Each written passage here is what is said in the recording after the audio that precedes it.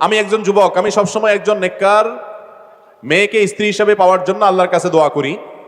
কোন কোন আচার আচরণগুলো একটা মেয়ের মধ্যে থাকলে আমি বুঝতে পারবো মেয়েটা দিনদার।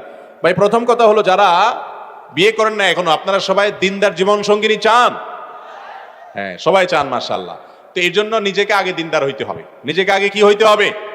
আপনি নিজে খারাপ থাকবেন, আপনার চরিত্র নষ্ট করবেন, ফেসবুকে ইনবক্সে হারাম সম্পর্ক করবেন, আর আশা করবেন যে আপনার ঘরে একজন ফেরেশতার মতো মেয়ে চলে আসুক।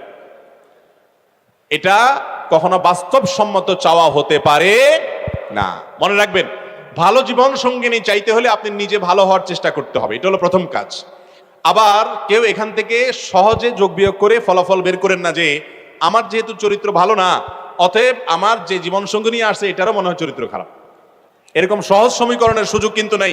কারণ অনেক খারাপ মানুষকে আল্লাহ তাআলা ভালো মানুষ দিছেন না দেন নাই? ফেরাউনের মতো খারাপ মানুষের ঘরে আসিয়ার মতো নেককার বিবি গেছে না যায় নাই?